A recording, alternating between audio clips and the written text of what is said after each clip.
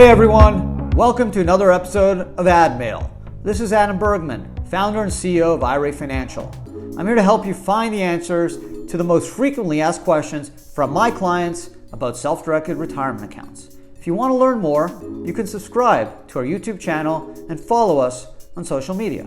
Just search IRA Financial. Hey everyone, and welcome to another episode of ADMAIL. I'm Adam Bergman, tax attorney, founder of IRA Financial. And on today's podcast, we're going to tackle a question on rollovers, another one on LLC IRAs and limited liability protection.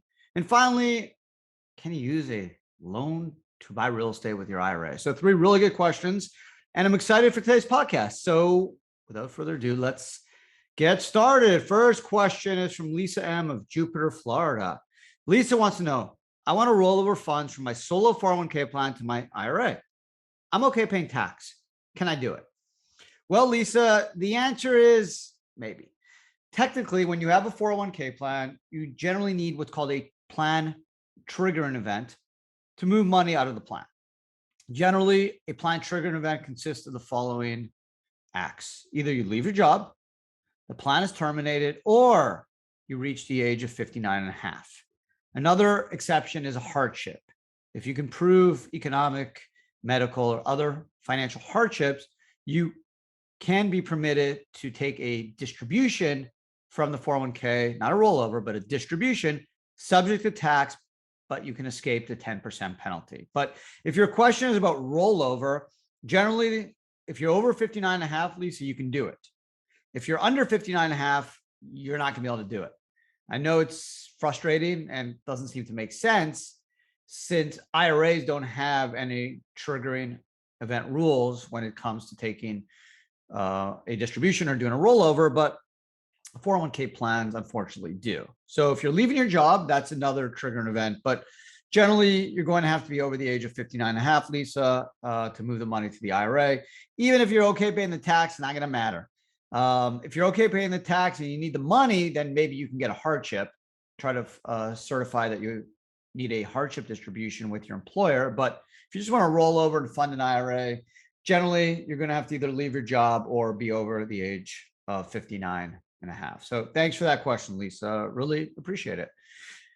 Next question is from Kenneth Y. of Birmingham, Alabama.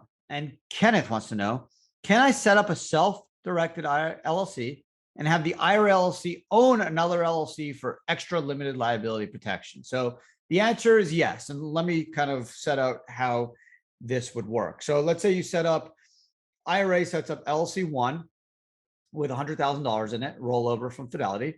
And then LLC 1 sets up LLC 2 as a subsidiary underneath it. And LLC 2, let's say, buys real estate with that $100,000, or maybe that $70,000.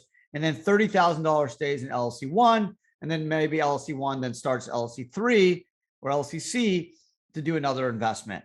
Why do you want to do this? Well, I have a lot of clients that are very, creditor protection, limited liability focused, and they want to separate all their assets into separate LLCs. So then, God forbid, there's an issue in one of the investments. It's only the creditors can only attack what's in that LLC, not in the other LLC. So if you start off with LLC 1 and then LLC 2, and then you put another asset in LLC 3 and maybe another one in LLC 4, if something happens in LLC 2, the creditor is generally not going to be able to attack LLC 1 or 3 or 4 or 5. So you bifurcate the risk, isolate the risk.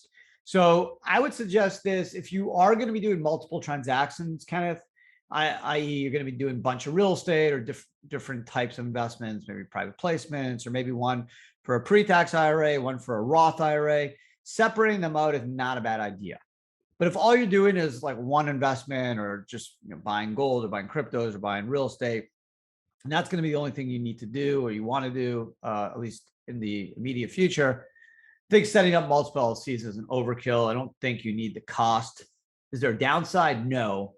But technically, I just don't think you need to do it. So if you're doing, on the other hand, as I mentioned, multiple transactions, let's say a couple of real estate flips, maybe private placement, cryptos, gold, or maybe some in a pre-tax IRA, other in a Roth IRA, then separating those assets into different LLCs make a lot of sense. And I have a bunch of clients that do that in order to isolate risk. So hope this answers your question, Kenneth, but it's a really good one. I appreciate it. The third question comes from LinkedIn. And the question is, can I use my IRA trust to fund the down payment on a house that I have private lender set up for the other funds? Example, $200,000 loan. Private lender will fund 90%, 180. Can I use my IRA funds for the 20,000 portion? The answer is technically yes, and there's a couple caveats. Number one, the loan must be a non-recourse loan. A non-recourse loan is a loan you do not personally guarantee. So if you take a traditional mortgage, that is a recourse loan. That means if you don't pay it, the IRS, or I should say the lender can go after you. Who knows about the IRS, but the lender can go after you. And that means that's a recourse mortgage. So if you have a mortgage with your house, if you don't pay the mortgage, yes, the lender can go after your house and seize it. But if you still owe money on top of that, because there's not enough equity in your house, they can go after you personally. Whereas a non-recourse loan, it's a loan you do not personally guarantee. And generally, the only recourse the lender would have against you is just to take the property back. They would not be able to go after you personally. So if you are required to take a non-recourse loan, which you are in the retirement world, why? 4975C clearly states that you cannot personally guarantee an obligation of your IRA. So you can't personally guarantee it. That means the loan must be a non-recourse loan. So that being said, number one, non-recourse loan. If you work with non-recourse lenders, they're generally going to want you to put at least 30% down. Why? They're taking a greater risk. So they're going to want you to have more equity, more skin in the game. Number two, they're going to charge you a higher interest rate because of the risk profile. So just some things to keep in mind. And then ultimately, if you're using a self-directed IRA to borrow funds as part of the real estate transaction, the net profits associated with that loan could be subject to a tax known as the unrelated business taxable income tax, or UBIT. So in this case, because you're using 90% leverage, and let's say in our example, there's $10,000 of net real estate rental income after depreciation, after all related expenses, 90% of that $10,000 or $9,000 would be subject to the UBTI tax. The 10% wouldn't. But in this example, since you're using so much leverage, that UBTI amount could be quite significant. And the UBTI tax rate goes as high as 37% in 2022. And you hit that highest percentage very, very quickly, or a very low threshold, approximately 25,000 or so. So once you're over that threshold, you'll be paying 37% tax on the debt finance portion. On the flip side, if you're only borrowing 5%, the UBTI amount and its impact would probably be negligible. But borrowing 50, 60, 90%, you really need to think hard about doing this investment. You may be better off doing it personally, putting down 20,000 personally. You still may be able to get a non-recourse mortgage, but you wouldn't have to deal with UBIT. Okay. And you'd probably be able to get some pass-through losses, at least initially, on accelerated depreciation and other types of expenses. So UBIT's a nasty tax. It's unknown to most of retirement investors. It really doesn't pop up often. There's actually an exception if you're self-employed and have a solo 401k, or ultimately a 401k plan, and the 401k plan uses leverage to buy real estate. The loan still has to be non-recourse, but there's an exemption under 514c9 that exempts the leverage income, the income associated with the loan, from being subject to UBIT.